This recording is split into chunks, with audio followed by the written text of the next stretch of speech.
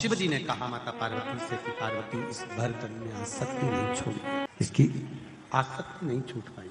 इसकी आसक्ति अगर छूट जाए तो इसका भजन का बल अपने आप बढ़ जाए। पार्वती जी ने भरतरी से जाकर कह दिया, भरतरी अगर तुम शिव की भक्ति कर रहे हो तो यह आसक्ति किससे है? फिर ये पंखा, ये तकिया, ये पानी का पात्र, जल का पात्र, भगवान जल का पात्र किससे है? इस आसक्ति को तुम छोड़ दोगे तो निश्चित है कि शिव आपको मिलेंगे। उसने पंखा छोड़ दिया, जल का पात्र छोड़ दिया, तकिया छोड़ दिया। कई वर्ष के बाद शंकर पार्वती फिर भ्रमण पर निकले। जरा ध्यान देना चंद्रभागा शिव महापुराण की इस कथा पर। वापिस मेरे देवादिदेव महादेव फिर निकले और मेरे देवादिदेव महादेव जब भ्रमण पर निकले तो पार्वती जी ने कहा, स्वामी आप देख लो राजा भरतरी। ये राजा भरतरी सब कुछ छोड़ दिया। शिव जी ने कहा, पार्वती तू कितनी भोली है, तू जब देखो जब है ना कहीं किसी ना किसी के लिए बोलती ही रहती है। अगर राजा भरतरी ने सब कुछ छोड़ दिया, अभी भी तो इसकी आसक्ति खत्म नहीं हुई। क्या आसक्ति खत्म नहीं हुई? प्रभु देखो पूरे गांव गांव में जाकर भिक्षा मांग रहा है, पूरे गांव गांव में पहुंचकर भिक्षा मांगकर खा रहा है। यह आसक्ति, शिव जी ने कहा यही तो आसक्ति है। पेट मैंने दिया है तो भरूंगा भी मैं, जन्म मैंने दिया है तो मां के स्तनों में दूध भी मैंने दिया है। इसको आसक्ति रखने की जरूरत नहीं है शंभू, इसको आसक्ति रखने की जरूरत नहीं है।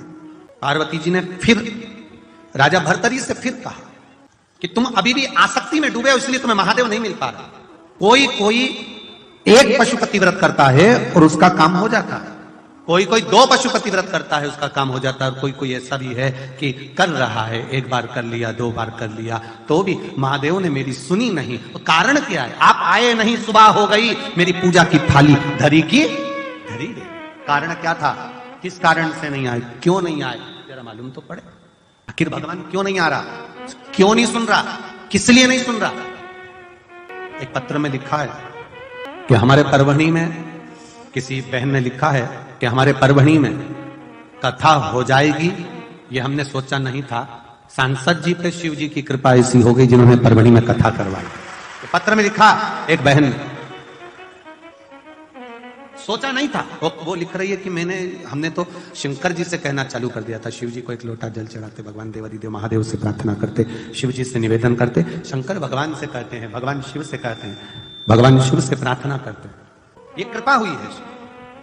अगर दिल से आपने देवादिदेव महादेव को रिझाया है, दिल से एक लोटा जल चढ़ाया, दिल से एक चावल का दाना चढ़ाया, दिल से एक बेलपत्री भी अगर बाबा को समर्पित करी है तो वो दिल से देता भी है, ये निश्चित है।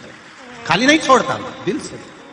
भरतरी, तुम्हारी भक्ति का अभी विश्वास दृढ़ नहीं हुआ, तुम्हारा भरोसा पक्का नहीं हुआ है। तुमने जब भरोसा पक्का कर लिया, जब तुम्हारी भक्ति दृढ़ हो गई, भरोसा निश्चित हो गया, तो ये निश्चित है कि शिव आपको मिल जाए, शंकर आपको प्राप्त हो जाए। भरतरी ने अब भिक्षा मांगना भी छोड़ दिया। अब भरतरी ने एक काम करा, चंद्रभागा नदी के तट पर पहुंच गया राजा भरतरी। क्यों? क्योंकि राजा भरतरी को यह मालूम था कि सारी नदियों में एक नदी ऐसी है चंद्रभागा, गंगा पाप धो देती है, यमुना का पान जीव को मोक्ष दे देता, नर्मदा जी का दर्शन जीव को मुक्ति प्रदान कर देता, ताप्ती का नाम जीव को मुक्ति प्रदान कर देता। पर राजा भरतरी ने अपने गुरु से सुन रखा था, राजा भरतरी ने गुरु गोरखनाथ के स्मरण में सुन रखा था, केवल इस मृत्यु लोक की एक नदी ऐसी है चंद्रभागा जो देवादिदेव महादेव की प्रिया है, आनंद देने वाली है, हरि विठ्ठल को शिव से मिलाने वाली और शिव को हरि विठ्ठल से मिलाने वाली है। वो चंद्रभागा पूरी दुनिया की केवल एक नदी ऐसी है जो अपने तप को